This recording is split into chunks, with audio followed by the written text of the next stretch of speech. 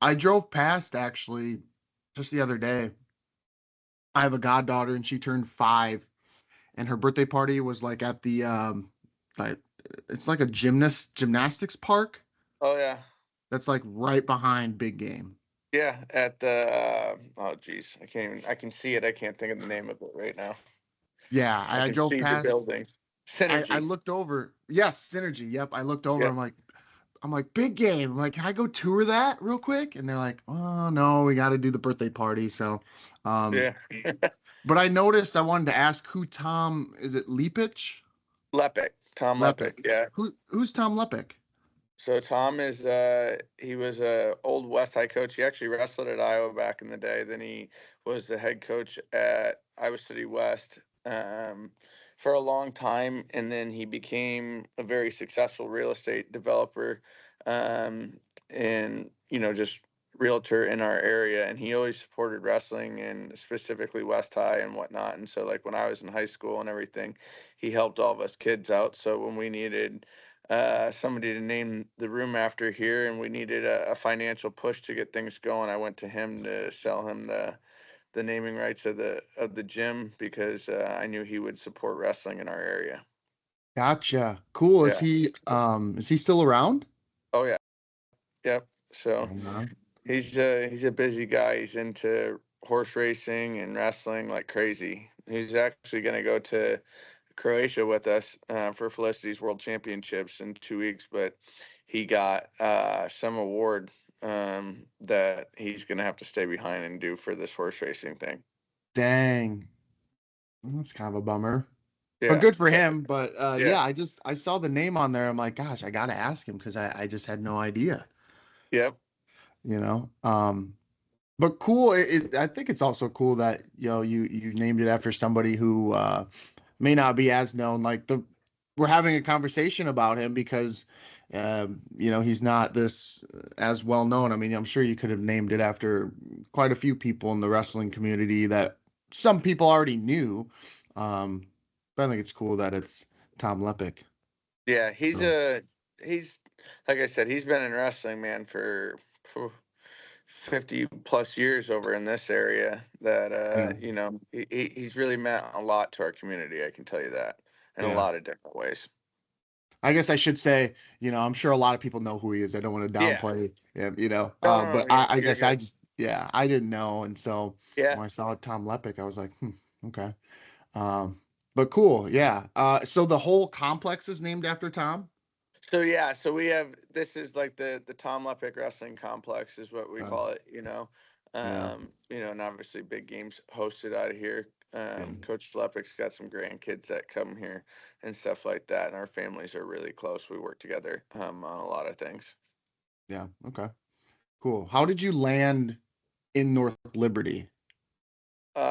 So I grew up in Tiffin, right on Highway 6. That's where the farm that I grew up on, and that's where our business was until 2005. My dad sold that ground, and we moved our shop to Iowa City, and we were there until 2019. And in 19, actually, a kid I was coaching whose dad was like, "Hey, did you know that that building is for sale up off of the interstate?"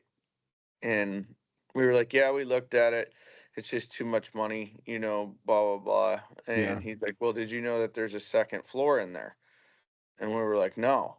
He's like, "Yeah, it'd be perfect for a wrestling room, I'm sure. Like what you're looking for." And so that was at like 1 o'clock in the afternoon. And by 5 o'clock, we had a purchase agreement signed. Yeah.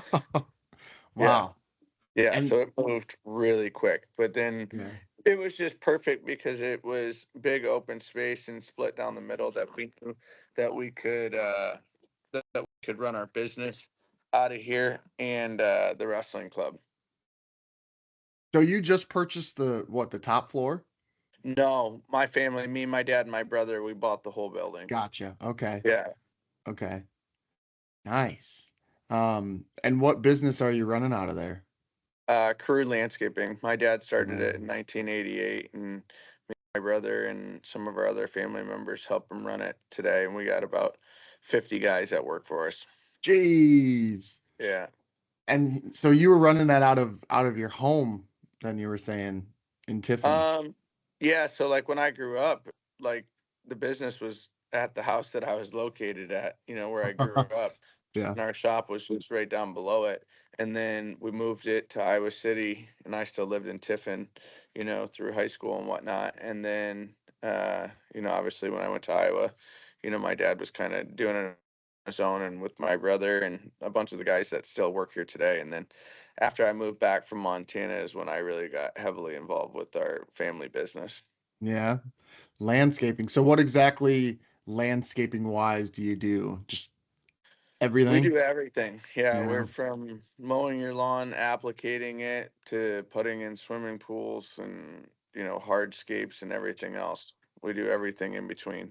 Yeah. Do you drive past like I worked with a guy once who used to he worked in landscaping and he would always comment on the lines. We drive past freshly Yeah. mowed yards Mowing. and he'd be like, "Man, those lines suck." Yeah. Is that still something? Is that something that you do? Like, Oh, man, yeah, those lines. definitely.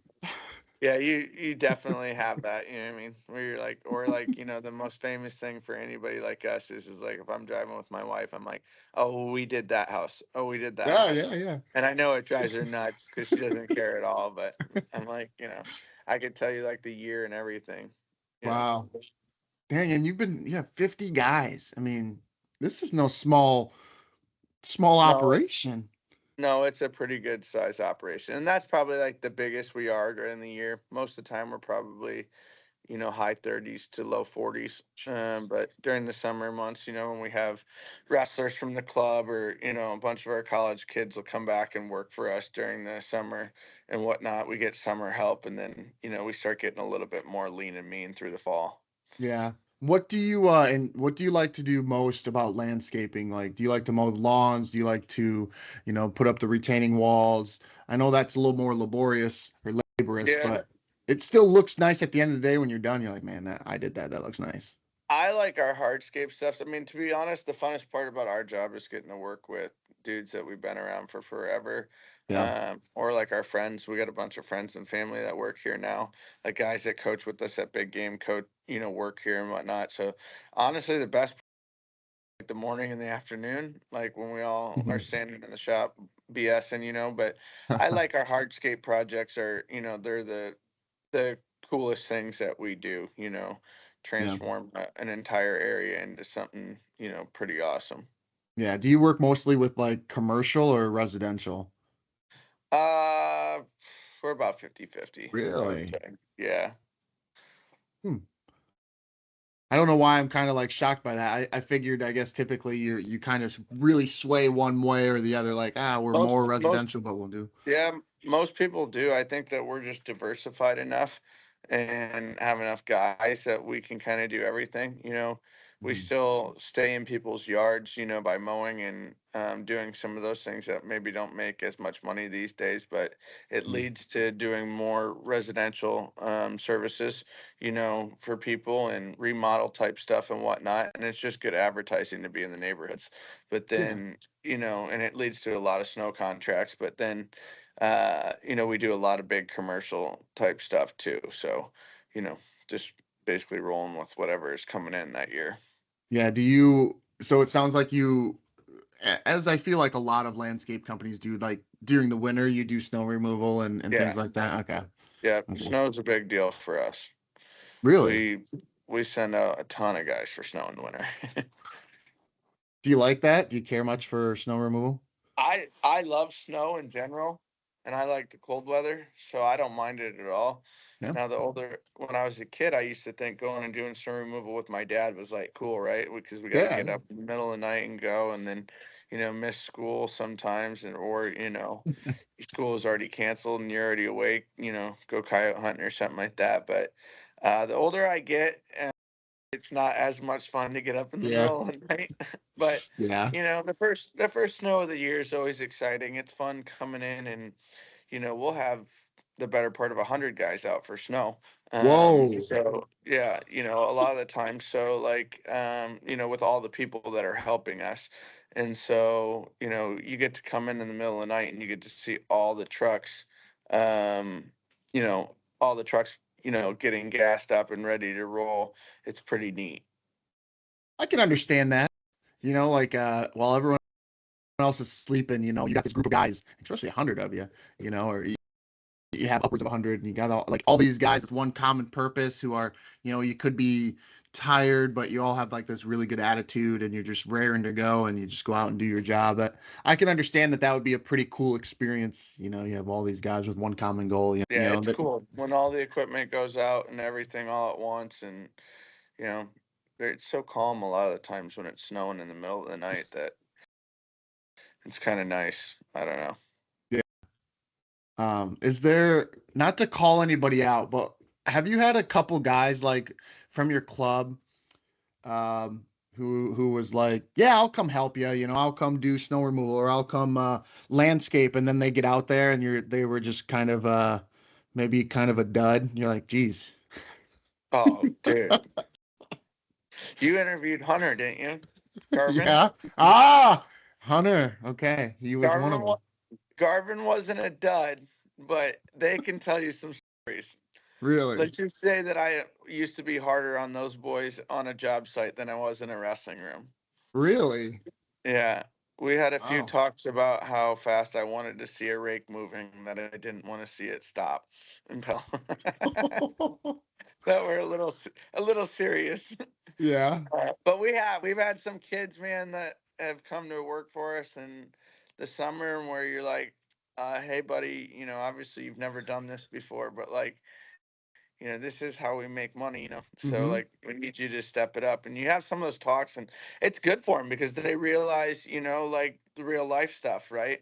Mm-hmm. And then we have some kids that come to work for us that are exactly what you think they would be, and they Mm-hmm. work circles around grown men, in some senses, but um, we have kids. Shoot, we have a kid, Jordan Schmidt, that wrestled at Solon for for us the last 5 or 6 years or whatever. But that kid, I have to tell him no, like, hey, you can't come in because you have, wrestling or school tomorrow or something like that, And that kid just wanted to make money, and he'd be in it all the time and work hard. And, he, like I said, he's probably worked for us for 3 or 4 years now, and all the guys here love him. And, Mm-hmm. we have another kid, that same thing around here. So it's fun to have the kids around for work, to be honest.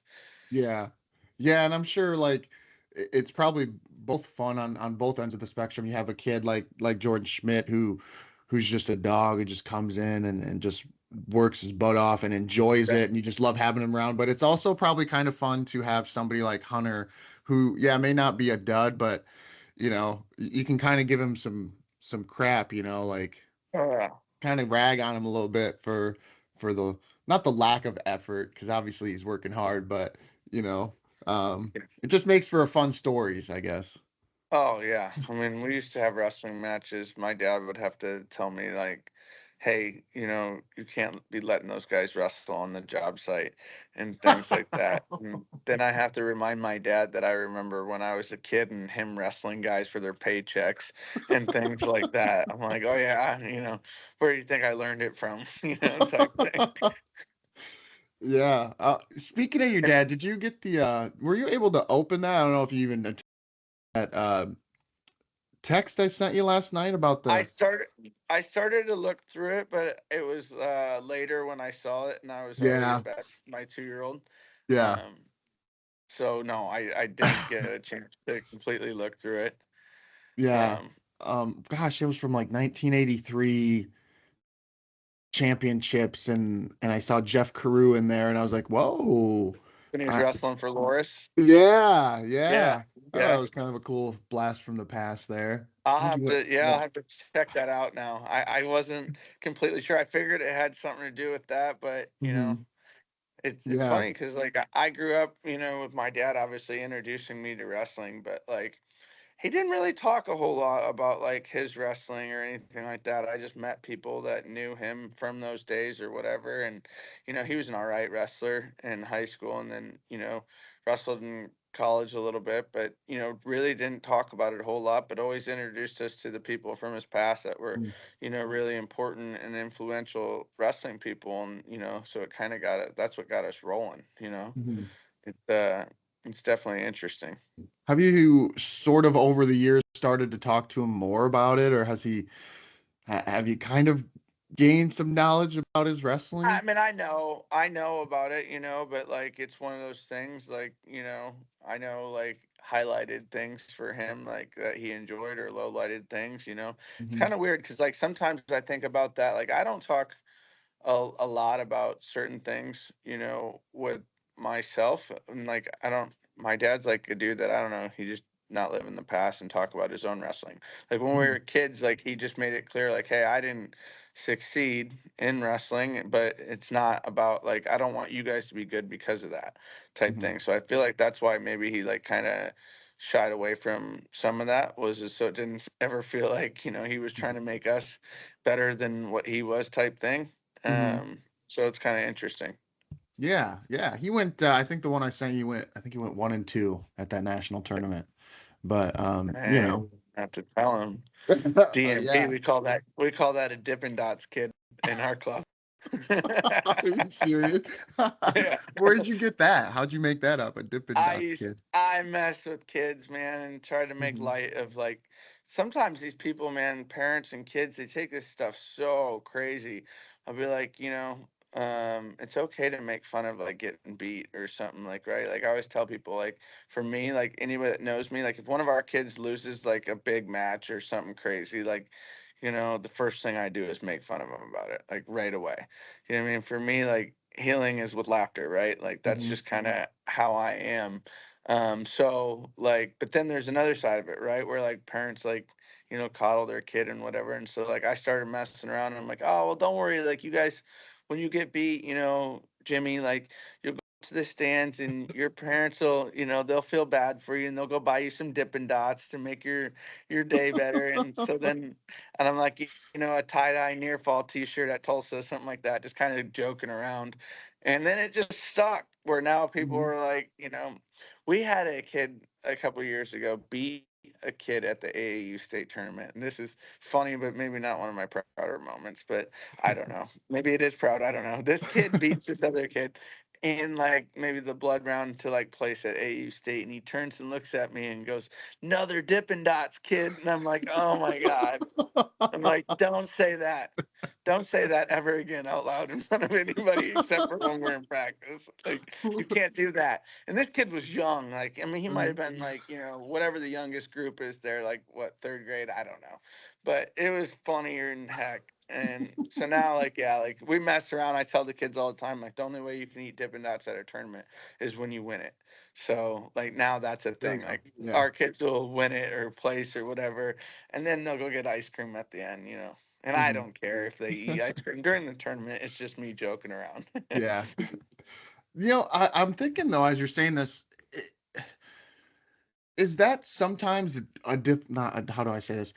When you have a kid who loses a heartbreaking match, and the first thing you do is kind of joke around with them, like I understand, like for us, like we, you know, it sounds like a good idea, but has it ever bit you in the ass a little bit, where like they come off and they're like, not now, or you know, like they're fuming, and you're trying to poke Oh, fun, you know, but like, yeah. Yeah, not necessarily like in that sense of like where it's been untimed. You know, usually that's the good word, yeah. I'll use to like, you know, wait until like the first practice back or something. But like, you know, Okay. I remember two specific like losses that are, you know, pretty well known even. You know, one was Robert Avila in the finals. Mhm. You know, losing his four state title, you know, when he was winning and whatever. And I remember that he was pretty upset after that match. And that, you know, but I just told him, I'm like, this isn't like this doesn't define you, man. I'm like, Mhm. one match doesn't define you. I'm like, people eventually will like right now if people are excited and celebrating a like that they just saw something crazy, like it's not that they're against you necessarily, it's just that they witnessed something. And I'm like, and someday Yeah. you're gonna be remembered because of that. Like, yeah, okay, you'd be remembered for, you know, winning your fourth, but at the same time, like people saw something great that night and you were involved with that. And like the hard work that you did in your life is what puts you in a position to be in a storied moment like that that's remembered. And like only so many people will care about who won or lost that match, 20 years from now, but it's not going to be that important to you, or hopefully it won't be that important, at Mhm. that point in your life. And the same thing with Tate and Actaborn after the Gabe Arnold match, I remember Tate was pretty upset, but Tate handled everything super well, and so did Robert. Like Robert was laughing and playing video games, you know, within a couple hours after that night, and I remember that that's something I was always proud of.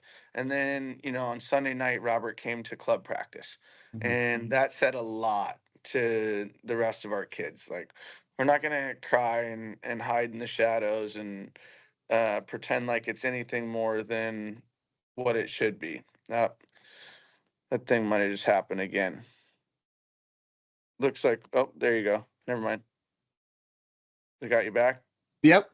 Looks like anytime I get a phone call, it's gonna do that to me. That was my wife FaceTiming me, but no, Robert came to club practice that next night, and um, I thought that that just said so much for his character, for his family, and for his younger siblings that were watching him. And before I roll back to the Tate thing, Robert last year was there for his brother to Yeah. win a state title, and I remember that I went and down to the and found Robert right after Justin won. And, I told him how much I loved him and that how proud I was because his brother doesn't win a state title last year if Robert still was hung up on that state championship match that he lost, and that if he didn't want to be in that building. I know guys that are like that, are like, I'm never going back to that building, blah, blah, blah. Why? Because you lost a wrestling match. Mhm. I mean, grow up, like at some point, like, yeah, I mean, like this hurts, like whatever, but like there's a lot worse loss in life than Mhm. losing a wrestling match. And as we all get older, we all understand that. But trying to help these guys in those moments is so big, right? And so Robert did a good job. And then when Tate lost to Gabe Arnold in that type match, I told him the same thing. Like we were standing right down in the tunnel right there, and I said, I said it's more impactful for you to stand out here where people can see you and put a smile on your face, even though you don't want to smile right now. I said there's a lot of kids in this building that are looking up to you at this exact moment, and what you do in defeat is the same thing. And like anybody that knows Tate, Tate's a good-hearted kid, and like I know more than got the words out. Like I'm saying this, and this kid comes up over the rail and asks Tate for his autograph and a picture after he lost. You know what I Mhm. mean? And so he does it, and I told him, I'm like, see, that's what I'm saying, man. I'm like, people don't care. Like in a moment, you know what I mean? They see you lose, but they also got to see something great, and Mhm. Doug Schwab always told me this, like, people are, who you think they are. They're gonna be good to you type thing. And like Tate, like that was an important thing right there. It was like he saw like this little kid still thought the same thing of him, regardless of the fact that he lost. And like, someday, like, the same thing is like if a guy makes the NCAA finals, right, like and loses, nobody goes, oh well, he lost in the NCAA finals. They're like, oh, that dude was an NCAA finalist. You know what I mean? Mhm. It just takes some time for people to change the narrative and to figure it out. So, Yeah. but those were two big losses that I remember that were great. And then another one with Tate was he lost Super 32 finals one year, and we got in the bus to go home, and it's a long drive. That year was Mhm. really really long because our bus broke down. But we drove 45 miles an hour all the way from Greensboro to Iowa City. It took a Oh long my time. gosh. Took a long time, but that year Tate got in the bus, and he was just looking at me, and I'm like, hey, I'm like, okay, you lost. I'm like, whatever. I'm like, you're Super 32 finalist. I'm like, and we got an 18-hour ride home. I'm like, it's what we always talk about. Like, the car ride home can't be longer than the car ride there. Like, it has to be fun. I'm like, I don't want, don't let this match tonight ruin your entire trip where we can laugh and joke and everything the whole way home. And so, and in an instant, he was smiling and laughing. And, I think that's important for, your character and your development as a young man, for them to Mhm. understand, like, you have to compartmentalize some of this, you know. How did you learn this? I mean, probably through your own experiences, but like this is good stuff, and I'm like, geez, where did this all manifest for you to, you Like know? that. A lot of it, man, is just simply from my experience and from being around, a lot of different people. And then, like I said, I mean, my dad did such a good job with us, um, as kids, of helping understand so much and explaining different situations and things like that. And then I had other great coaches. Pablo Ubasa was my kids club coach. We were always around, Dan Gable. Like, Mhm. and then Coach Zaleski and the Steiners and the Branses, and then Mark Ryland was my high school coach. So like you get to see a lot of different people growing up. Willie Gadsden was another guy, that was always around. Johnny Galloway. I mean, the list goes on and on. Brad Smith was, involved. C.T. Campbell. Guys like from a young age that I got to see and hear talk, that were impactful into a lot of the things that I thought about. And then the kids that I grew up with, you see different experiences and how everybody handles things. And then we talked about a lot of that, even when we were in high school and whatnot, loss and how each other dealt with it and things like that. And if somebody didn't deal with it well, like in our friend group, you were going to get your butt called out. That's for sure. That's putting Mhm. it lightly. Yeah. So, just a lot of that. And then, now, I mean, shoot, I've been coaching for, you know, 12, I'm trying to think, about 12 years now. Wow. So, Yeah.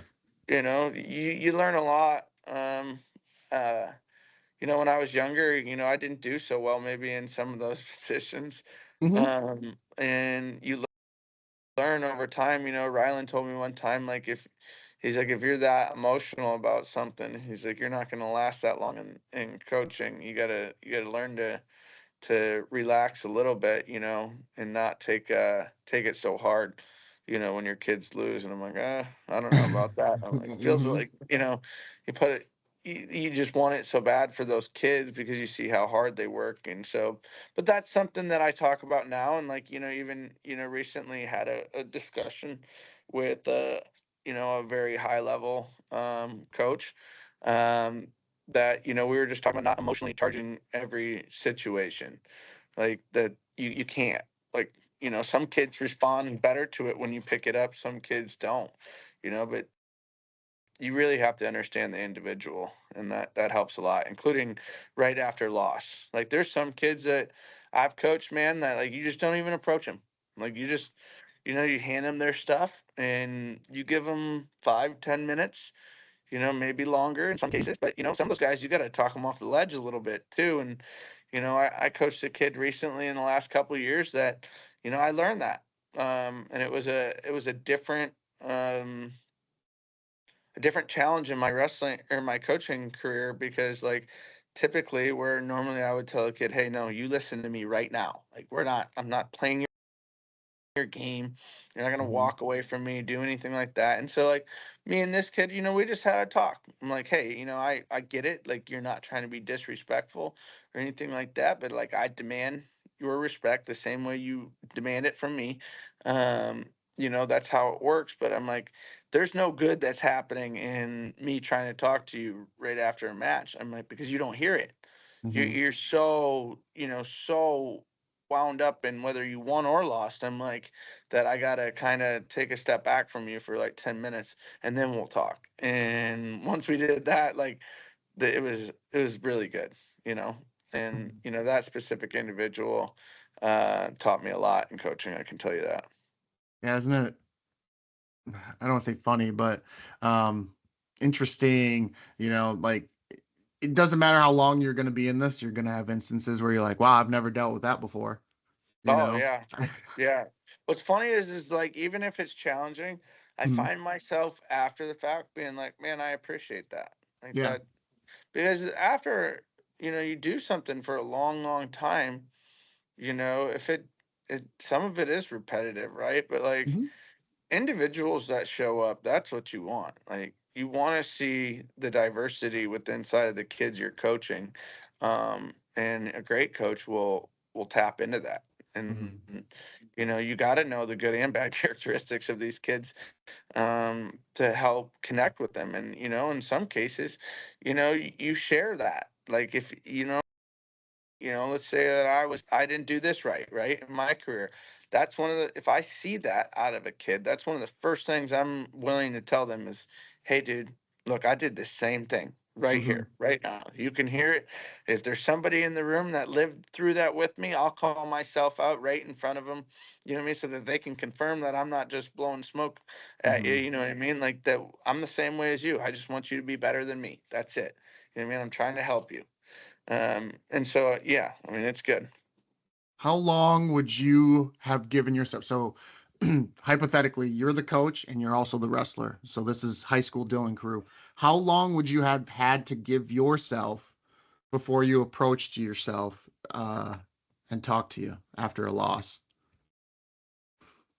Mm, I don't know. Were, You, were you I one of mean, those kids that needed some time? maybe I'm gonna have selective memory.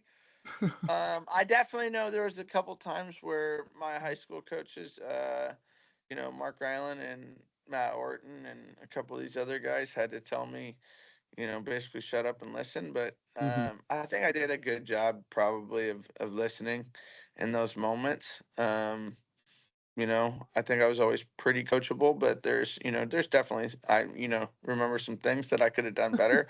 But, I was pretty approachable, I would say. Yeah. Um, respect is a big thing. So um Yeah. I probably listened a little bit better. I don't know. That's funny. I've never thought about that. Yeah, and it's always easier in hindsight, after a loss like that, especially because I feel like there's sometimes where you would expect, and this is just a hypothesis, I guess, but like you would expect a kid after a loss to react a certain way, and then he reacts totally different. Like, okay, he loses in the state finals, you expect him to be way more upset than like, let's say somebody lost in the quarterfinals. Like, Yeah. which one would be quote unquote more devastating? Well, Yeah. it depends on the kid, and so like it's just interesting how you really, like you're saying, you have to really know the kid to understand maybe how they're going to react to any loss at any Yeah. stage. And like for me, man, it was if I lost, period, it was something that was gonna like seriously bother me, right? I mean, Yeah. I I had a lot of self belief, and that's something that we coach now. And I think I share this thing with our kids like a delusional belief. I think that's Hmm. the people that have that in themselves, like they're the ones that like when they lose, you can see like the pain in their eyes that they don't even understand how it happened, like or how it Hmm. could happen, right? Like, and I've only coached a couple kids that I would say like have that like delusional belief in themselves where like you see it like the same thing that I kind of thought believed was just like how do I even give up points, let alone lose a match? Like, and I've Hmm. coached a few kids that you can see it in their eyes that they just don't even understand how someone could beat them. Hmm. And so that's a cool thing though, Yeah. to see kids like that. Yeah. um when did I know you started wrestling young. um and it sounds like from what I gathered, you took to it right away. Was there ever a time where like you didn't like wrestling? And maybe it was even just a moment, but like where you were just even contemplating, not like, I don't like this anymore. Oh, I think like no matter what, anybody that tells you no, they're a liar. They Yeah. never they never went down the road hard enough. I can tell you that. Yeah. Like every single wrestler that, has like gone to depths, like that it takes to be really, really good in our sport, they definitely know some of that hate. Like, Hmm. I believe, there's a like this Nate and Nick Diaz thing, that like one of them, this quote where they're talking about like to be great at something, you'll hate it first. Like you'll have to suffer like to Hmm. get so good at it that there's gonna be some hate involved with that, right? But I started when I was 4 years old, and I loved wrestling all the way through the end of my competitive career. That was probably the only time that maybe, and it wasn't nothing to do with wrestling. It was just like maybe feeling like, the world wasn't fair type thing, Yeah. over, my injuries. And, I don't shy away from that. I probably, didn't handle that the best always, especially, the way that I was just sad, man. Yeah. I cared about this thing for a long time. And so it was one of those things where like, but I didn't hate it, right? Like I Mhm. still wanted to be around wrestling, and that's how the club ended up, coming about.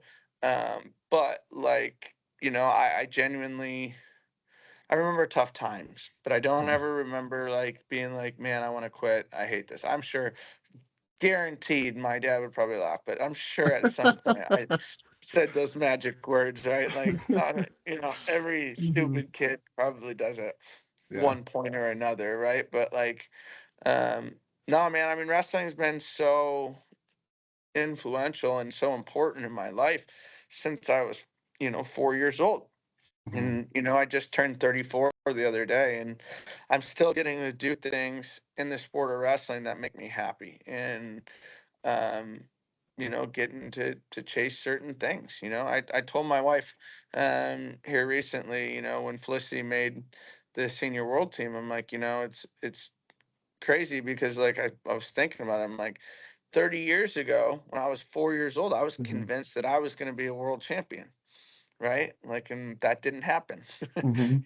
and never even got to, compete in that tournament, right? Like most people don't. But now, 30 years later, as a coach, you're going to get to be in it. And like, to me, like that just shows, I don't know, there's something I'm proud of, that Mhm. I was thinking about that, like 30 years, man. 30 years ago, I remember thinking like that, and then 30 years later, like getting to watch somebody else, chase that thing that you get to help with is Mhm. so crazy. And like I said, it's something that I'm proud of for sure. Um, but it's something that I hope our kids see too. There's a lot of kids. There's a few kids in specific I think that have come through our club already that didn't make it, in the sense of like that people are going to remember their name for their credentials or something like that, but they're going to make really good coaches. Mhm. Um, and we have some of those guys here, um, at Big Game. And I just did a Win magazine interview the other day, and I said that. I said, you look at some of the best clubs, and specifically in Iowa.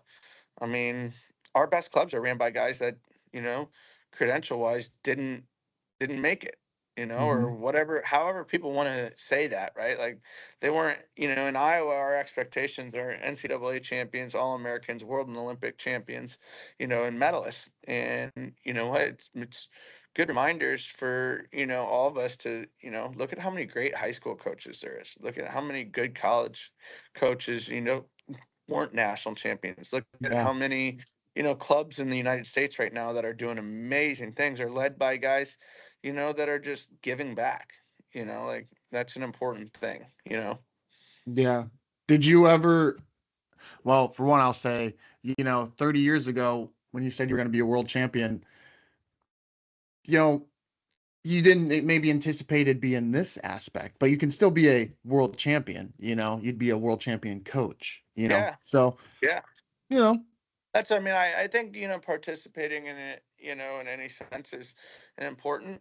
Like when yeah. you look at it from, that standpoint of like you taking, this route to try to get to some of this stuff, and um, I've now been able to, travel around the world and see different places that I wouldn't have been able to see if I wasn't coaching. And, you know, that kind of goes back to like how do you handle loss and things like that. Like Mhm. if you quit, or if like you just think that one thing is the end all, like you're gonna get to where you were supposed to go.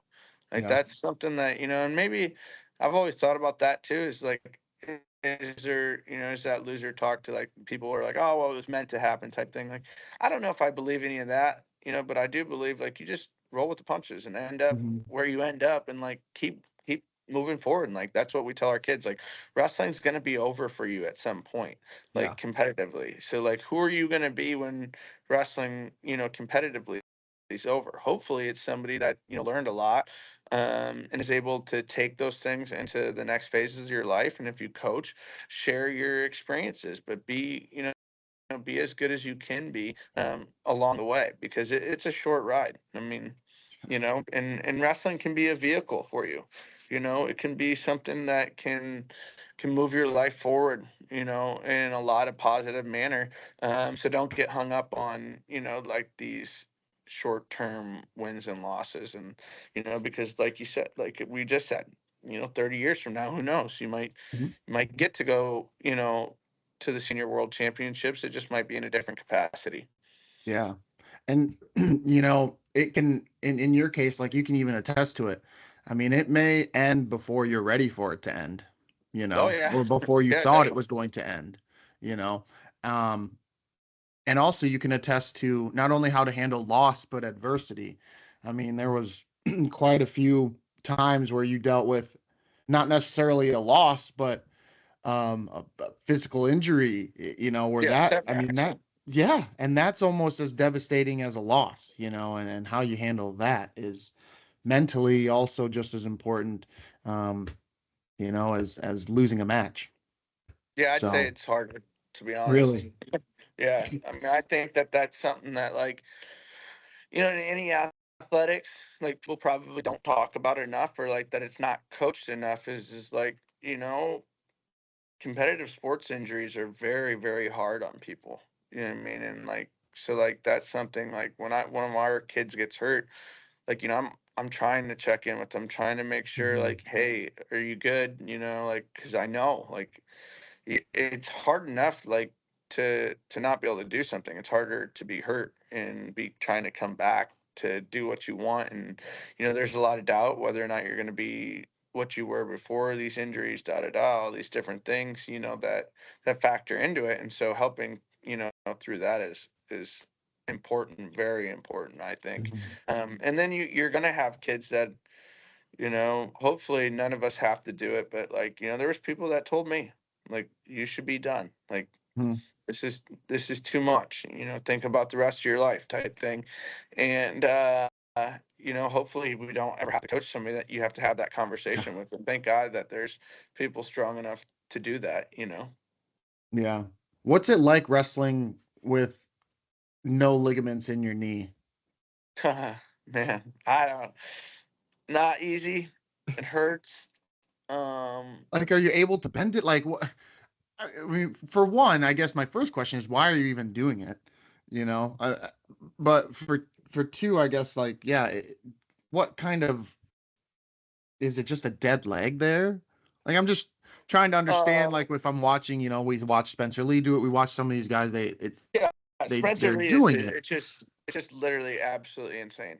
Like it's, I mean, I sent him a message actually, after he had surgery on the double, because me and him, I think, are the only two people to ever have that surgery at the University of Iowa. We both Wow. had double ACL surgery at the same time. But Spencer winning an NCAA title is just like, it's like having gone through that like so many times, and to know what that kid has done and how he's recovered and came back in Olympic silver.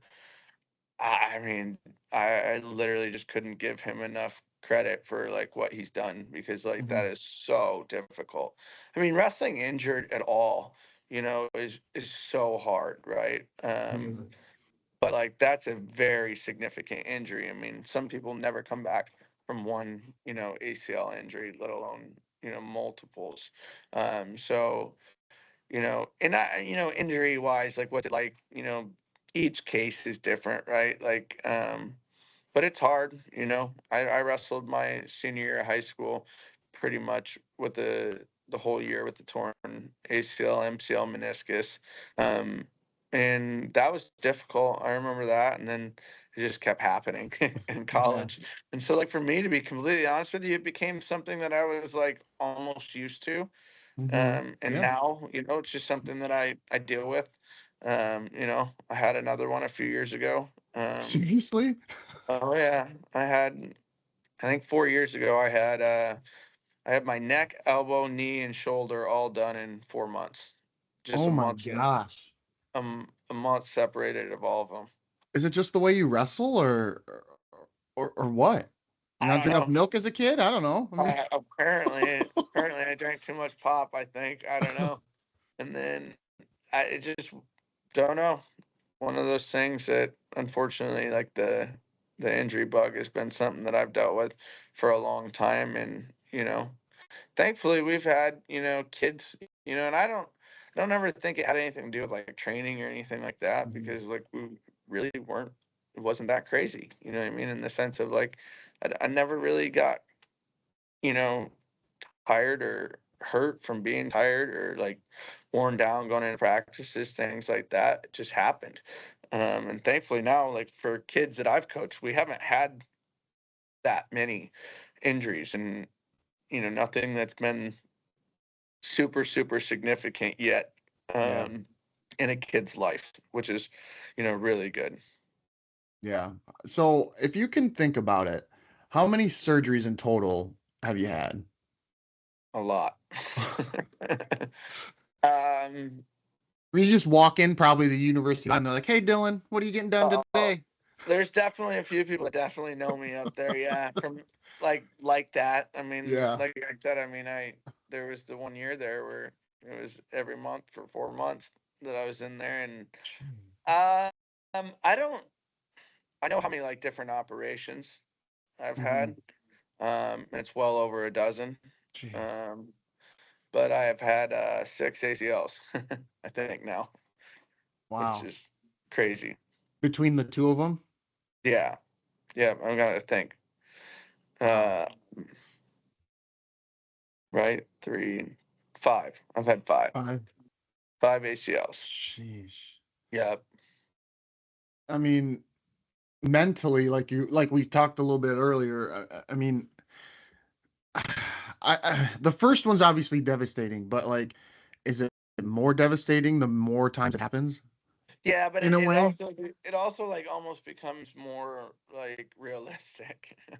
Like the first time, it's mind blowing, and Hmm. it, you know, um, it hurts. And Hmm. so, but like it's a unique injury too, because like part of your leg will start to take over, and like your hamstring will start acting as an ACL eventually, Huh. to help give you some stabilization. So like, you know, there's that, like, but like the initial injury is awful. Hmm. And usually you tear cartilage, and that's what hurts more than anything is those meniscus tears, especially like if they, you know, get the bucket where it's flat back, you know, and caught in there. That's when you see people like grabbing their toe and like popping it and like complaining of, you know, real bad stuff. But um, you know, the more times it happened, it was just like it's more believable each time that it happened again, but it's also more devastating each time, right? Like, Right. um, you know, the last one was when I was coaching and, you know, just showing a move and pop, you know, it's just gone, you know. Hmm. And I've been told, you know, several times probably need to, you know, keep slowing down more and more, but you know, it's hard. Yeah. Has it ever happened on the job site? It sounds like it hasn't, but like, have you ever like, No, no? I've never been hurt. Well, I've been hurt on a job site, but not from like one of my athletic injuries. Gotcha. No. I tell you, the worst one that I had was my neck. Um, was a I had two discs replaced in my neck, and that was pretty Jeez. awful. The pain that was involved with that for several months. You know, the people in and around the club, and you know, my wife could tell you how much pain I was in for that one. That's one that I wouldn't want to do ever again. That's for Yeah. sure. What why do you keep why do you keep doing this? I mean, I know that seems like kind of a maybe a silly question because obviously you love the sport, but I Yeah. mean, man, You're not you're the only third, person that's asked me that. Like they're like, "You're 34 and you're falling right? apart," you know. And I think, you know, for me, it's just like I just, what else would I, you know? I'm sure I know I have a lot of things that I could do. So like I don't want that to come off the wrong way, but like Yeah. it's just something that it is a large part of me. Like, it's in Yeah. me. I'm happier when I'm in a wrestling room. I'm happier like when I'm around it and when I get to see it, on a day-to-day basis. And now I have two boys of my own, that are 2.5 and almost 1. I got a nephew. I got nieces. That who knows, maybe they'll wrestle. I don't know, but like I hope, that my kids want to wrestle, and, that, Hmm. will probably be, the end someday, I'm guessing, is when they're done, but that's another Hmm. 20 years from now. So we'll Yeah. see. I gotta get 20 more, Okay. 20 more years out of this. And so like being smart. No, I definitely don't. I don't wrestle live that much anymore, like ever, Hmm. Yeah. unless somebody somehow can talk me into it. And if I do, usually it's with 106 and 113 pounders. Yeah. I, Smart I'm guy. the I'm the toughest 120 pounder in our room. Well, actually, I heard a story about an eighth grader who took you down Yeah, once, and I was like, "Wow, eighth grader? Are you getting rusty or what?" Garvin, I'm assuming, told you that Maybe, story. maybe. Yeah. He caught me sleeping a little bit in Vegas one time, and he did. He tripped me right to my butt. And back then, I used to tell all those guys, none of you will ever take me down, ever. And that whole group of kids in and around that age, they know all too well. Like, I wouldn't just give those kids takedowns. You know what I Hmm. mean? Like, um, not when it was more serious, but he did. Yeah. He got me like goofing Wow. around on the side of a mat in Vegas, and he called it the first takedown that I'd given up to one of them. And I'll give it to him. It was clean. He sat me right to my butt on a move that I taught him, even so. You know, That's his claim to fame. I'll give it to him. yeah, yeah. Well, the thing I'll say is also, if that happens, I mean, did a light bulb like kind of flicker on like, whoa, okay, this kid like, Oh, I've wow, this had kid's kids. good. I've had kids like that are like that. Like, whether you give them a takedown or they get their first real one, Mm, and they're like, "Oh wow, well." I remember this summer I told a kid, like, in the room here, I'm like, that I was wrestling live. I'm like, hey, that was a real one. And he's like, what do you mean? I'm like, you got a real takedown on me today. And he said, good for you. I'm like, that's a that's an important moment. Like, I think everybody kind of remembers, like, when you're wrestling your coach, and like you start to remember the days where you could start fighting back a little bit, right? Like, yeah, yeah. um, and I think that's important for your development. I had a lot of those days with Pablo, man, where Pablo just beat the heck out of me growing up. And, and I don't know what age it was, probably when I got to college, where and I was bigger than Pablo by then, but like even then, Pablo would still wrestle with me. Mm, I don't know if I could ever really beat him, but good coaches keep it that way. You don't really know if you can or if you could, but you're scoring points, but they're also, scoring points. And mhm. I think Pablo taught me that, and like had to like really get a guy to a next level by just grabbing him and flowing with him and wrestling with him. And I think it's good for your psyche too. Yeah, yeah, especially when there's no scoreboard, so when you're starting to get a couple takedowns, you kind of lose track of how many times you've taken him down versus how many times he's taken you down. Yeah, And so like your confidence is like, man, I don't know what the scores are. I feel like we're even, yeah, even if the scoreboard would show 20-4, it doesn't matter. Like you're yeah, feeling. exactly. You feel like But you're wrestling. You know what I mean? yeah, yeah, That you're yeah, able to do something. It's good. Yeah. There's yeah. there's a couple kids though that we've coached now that I don't think I would wrestle with anymore. Yeah. I Or bet if Tate's they one of them just because he's big. I mean, Tate's whoo. big, Wyatt is really big now, Yeah. especially going up to heavyweight. But I went, me and we just did a camp out in Montana, and Wyatt and me were there, and I'll give him this too. We went. I haven't wrestled him, and if he grabs me, I'm like, stop touching me, usually. But somehow we got it was raining and we were doing this outdoor camp and we started wrestling around a little bit and it got a little more chippy, a little bit more chippy, and all of a sudden we were both wrestling full out live and I almost got him and then he hit me with a nice duck. Hmm. So that was the latest kid that I've coached to take me down was Wyatt. He ducked me pretty bad. Um, at our Montana camp. I was trying to hand fight and survive, protecting my legs from him, Hmm. and yeah, I got caught reaching. Do you ever kind of hide these moments from your wife? Like, oh hey, Dylan, how'd practice go? Did you wrestle at all? No, no, no, no. What? Yeah, I didn't wrestle. definitely, definitely. She'd be like, "I don't feel sorry for you if you're wrestling. Like that's what you tell me." Like she's like, I don't get why you're doing this. You know what I mean?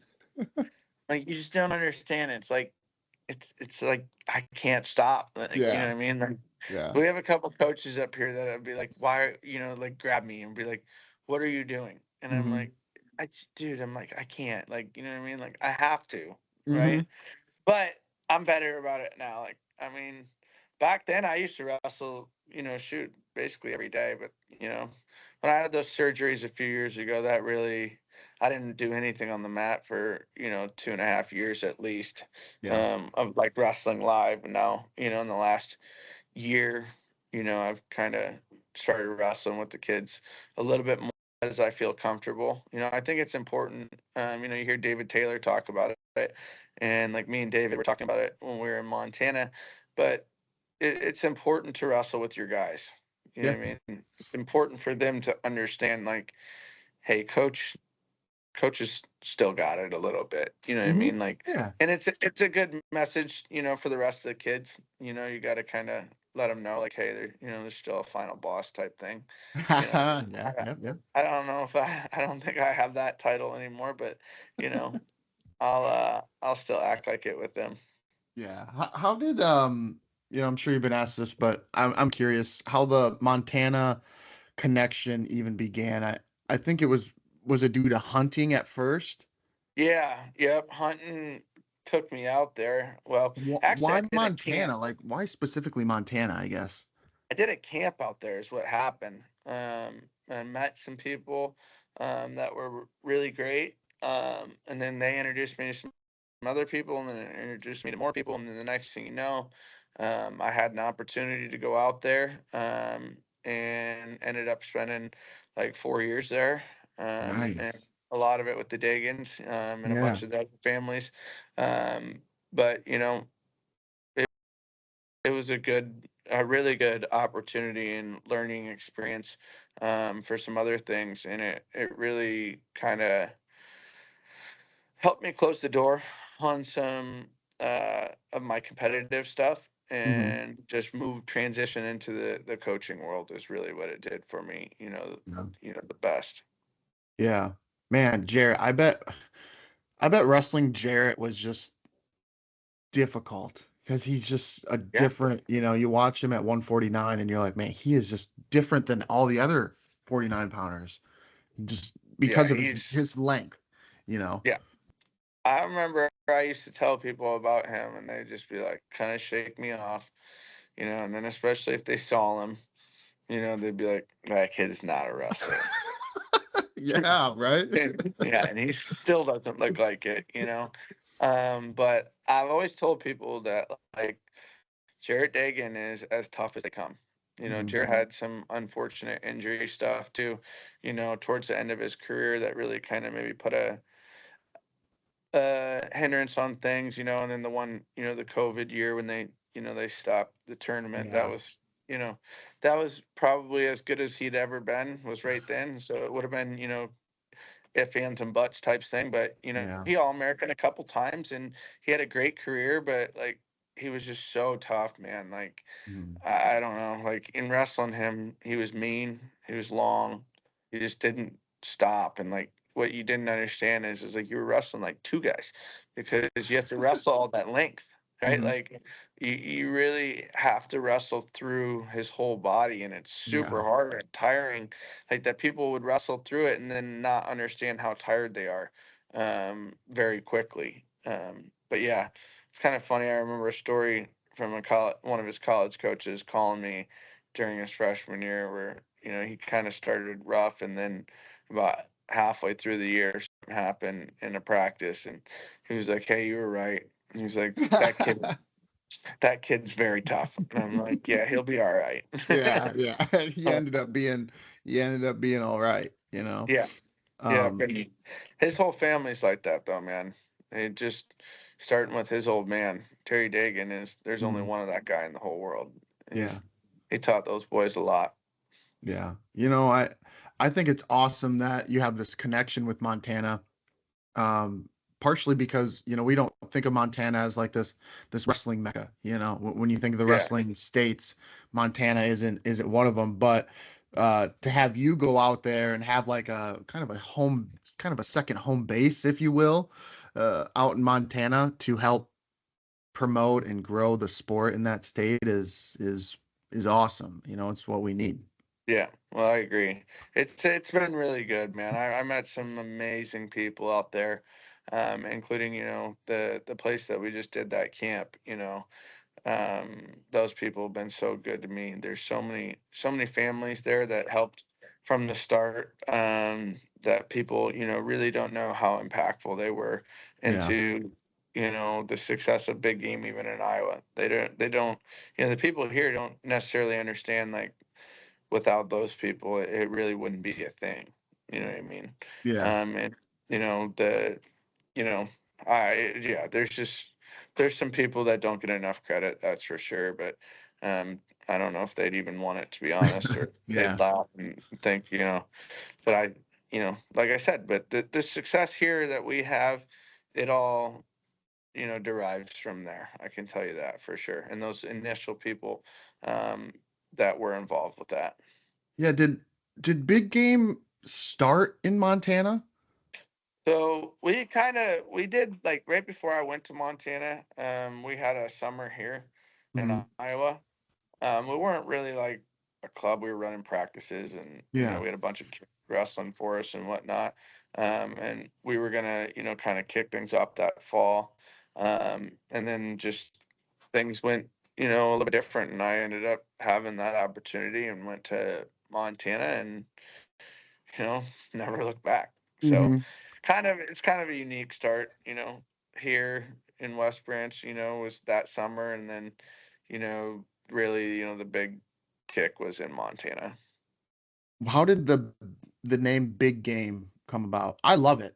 It's different, from just like Carew Wrestling, whatever, Yeah. No, no, no, Well, that, no shade at those names, but Big yeah. Game is just, Yeah. it's Well, unique. that, It's cool. it is, that is part of, like, why it is that is like I wanted something that somebody, would, else would want someday, maybe, type thing too. And so, and I wanted to be unique.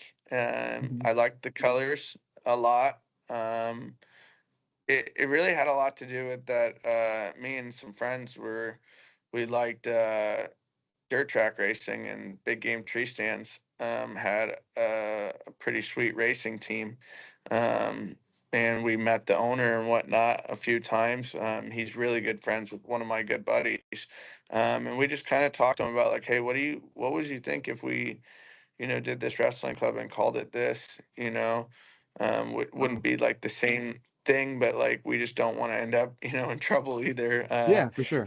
We just basically told him about it. So, because we were like, we like your guys' look and everything like that. And I was like, it just goes hand in hand with what I want to do for this wrestling club, which is I want to take kids hunting and fishing and, Hmm. wrestling and dirt track racing and things like what I grew up doing. And so that's really what it was all about. And marketing wise, it's been great to have, the name and the colors and things have worked really well for us. Yeah, did you design the logo or is that from them? No, one of my buddies did. One of my teammates, Jarrett Cherry, he does freelance artwork. Really? And yeah, and he does a lot of stuff with inside the sport of wrestling. But he's always been, heavily involved in any of our design stuff. Nice. All right. Shout out Jared Cheery. I didn't know that. Um, he New was he London a, boy. yeah, was he a teammate of yours at Iowa too? Yeah. Yep. Okay. Okay. Um, we haven't really even talked much about your career. Um, I have a couple questions about it though. Yeah. This is a two-part question. The first one is which result at state was harder to handle, the sophomore or junior year? So sophomore Mm, year, sophomore sophomore. year because I was convinced that I was going to be a four-time state champion again since I was 4 years old, right? Yeah. Uh, and so like when it doesn't happen, it was like, devastating. I mean, that was Mhm. really tough. I remember that. That was not not fun. How did you get paired with Clark in the first round anyway? So that was the first knee surgery that I ever had was like a couple weeks before that or a few weeks before it, I think. And I Wow. ended up wrestling McDonough in the district finals, and lost to McDonough. Uh, Wow. um, I think that was probably the first matches back, and then was districts or something like that, or maybe conference. I can't remember. But then so that was back when a one and a two or whatever, you just wrestled somebody from another district, and Yeah. me and Tyler Clark ended up wrestling each other, which back then, I wasn't real happy about that. Yeah. But me and Tyler ended up being roommates for several years in college, and we're in each other's weddings and everything. So I'll forgive him for I beating was me now. gonna I say, love that's I funny love how that that kid. works. Yeah, he's one of my favorite people in the whole world. I can tell you that. Wow. Yeah. Well, the second one is what what state title is maybe more satisfying, the first one as a freshman or the last one as a senior? I mean, two completely different situations, but so I'm just wondering if one sticks out more than Freshman the other. Really? freshman year, I think probably just because I wanted that for so long and whatnot. That when it became real, that was a really great feeling. Um, Yeah. and we won as a team. That was great. It was the first time that West Side won a traditional state title, so that was great. To get to do that with some older guys too, that were really Yeah. awesome and important to me. And then by my senior year, it was just an expectation. So like, not that it was not serious and that I'm diminishing it by any means, Hmm. but it was just what I expected of myself at that point. I mean, obviously you win it as a freshman, everything is that expectation moving forward. But I also had bigger goals at that point too that I was, approaching on. Yeah. I didn't know if, coming up short as a sophomore and a junior made it a little more satisfying that, to come out on top as a senior, like you're expecting, but to actually have it, come to Oh, it was fruition, good. you It was know? good. Don't get me Yeah. wrong. I mean, Yeah. I was happy. I remember being that. But like I said, I wrestled the whole season hurt. Mhm. And that was, by that time it'd been 3 or 4 years straight of being hurt a lot. And, I knew I was done for the summer at that point, but I was excited to move on to what was next, in college and everything. And, that was, probably just it was good, but I was happy to be done with it. I remember, being in a lot of pain that year. Yeah. Just trying to get through that tournament and being done with that season was important, but I was really happy when it was over. I know that. Yeah. Did you sort of like, were you on like a pitch count at all? Like, we're going to wrestle certain situations, or did you just run out there every time and said, screw it, I'm I don't hurt? remember, to be honest. Yeah. I don't remember. I'm sure I wrestled somewhat of a limited schedule, but Yeah. I don't really I don't really remember, I guess. I Yeah. remember I didn't practice a lot. Um, Were you just on the Airdyne or what? yeah, yeah. Ugh. It wasn't super great. That whole Yeah. year was challenging. Um, you know, and yeah, that was the more I think about it, it was kind of difficult. And by that time, some of my older friends had already graduated and moved on, Yeah. so it was a different group of us, but at the same time, you still had a handful of us, that were in that core group. So things were changing as well. At that time, I think we were all of us West Side guys were looking forward to college at that point. So, Yeah. and our expectations were so high. It was basically, yeah, I mean, like we should be winning, junior Filas and Fila cadets, and we should be winning Fargo. Like, Yeah. how are you going to win that if you don't just win a state title? You know? Yeah. Yeah. I don't know. Ask Derek St. John that. Yeah. Yeah. Well, that's what. Just a heads up. See, my phone is at like 4%. So if I do end Okay. up dying, that's why. But yeah, I mean, like that's what you asked about that sophomore year. You know, that's something I point out to kids all the time. I got freaking seventh place at the Iowa High School State Tournament. It was so embarrassing to me, like in my mind. And that summer, I won Fargo in one style and was OW and finalist in the other. I'm like, guys, a few months changes everything for you. Hmm. Like, don't wrap everything up into one tournament. Like, Yeah. there's going to be another tournament. There's going to be a big tournament that's important. After that, type thing. Yeah. All right. Well, I'll try to get this one in quickly then. Of all the things you've accomplished in your wrestling career, you've done a lot as a coach, as a wrestler. Where does helping your brother win a state title, or sorry, place at state, where does him placing at state, helping him rank among kind of the achievements? I know that was a pretty big deal to you. Yeah, that's funny. You started to ask that question, and that was where my head went instantly. Um, Probably the most important.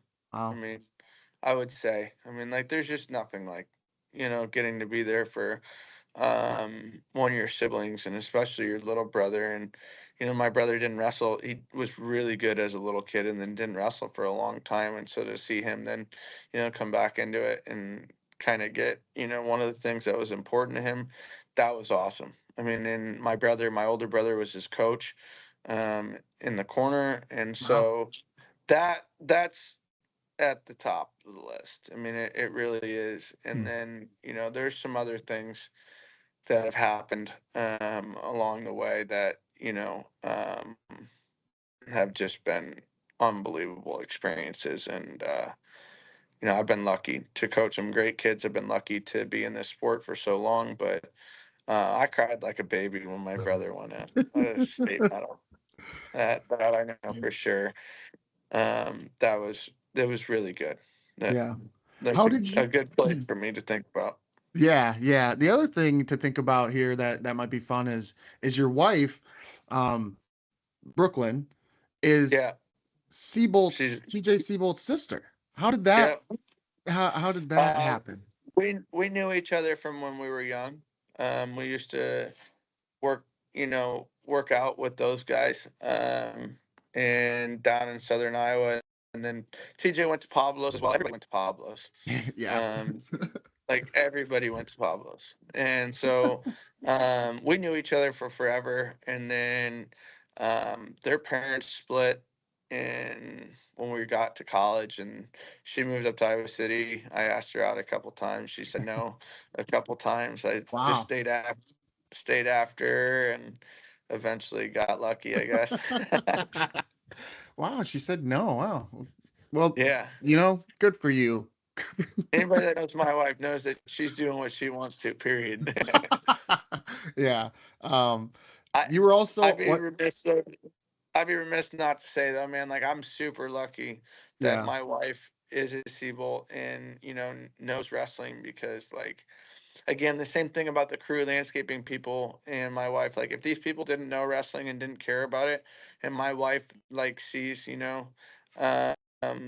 my heart into this thing, like, and lets me be gone and chase this stuff, like, without an army of people like that, and including my wife, to be there for your kids, when I'm gone and whatnot, it'd be crazy not to acknowledge that.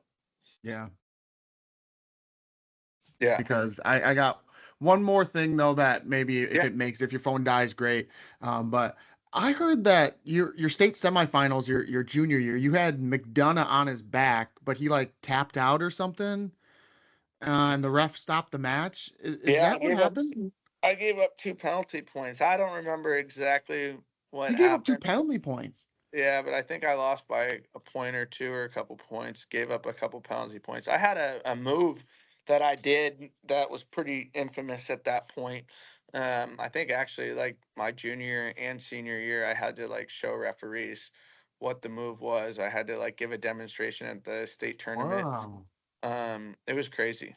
I mean, it was like a mixture between Nick Simmons and Mark Perry, both of their like side headlock stuff. I'd worked with Mark a lot, and was a huge fan of Nick Simmons, who's one of my homies now. So that's kind Mm-hmm. of funny.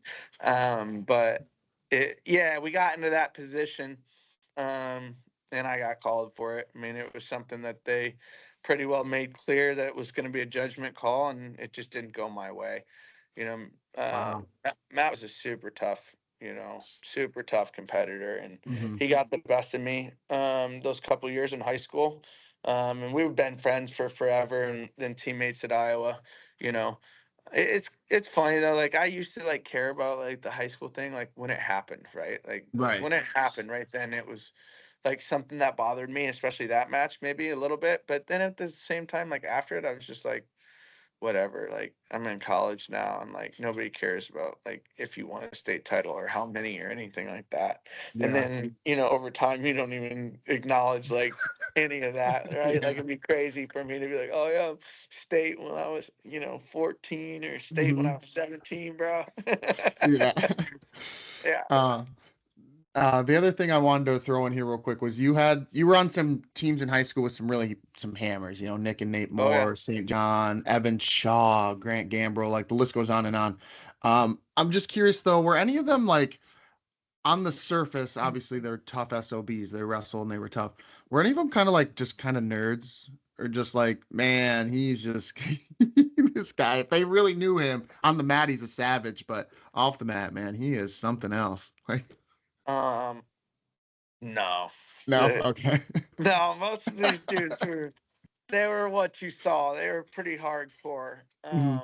Pretty hardcore all the time. I mean, it that was a very, very tough group of friends. And like we all rolled, pretty hard with each other.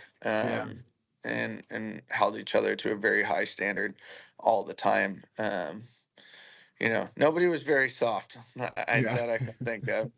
You know, um, yeah, it was a unique group. I'm trying to think, even in college. In college, maybe there's some guys that are like that a Mhm. little bit, but even then, like a lot of times, man, that tough guy thing, it stays.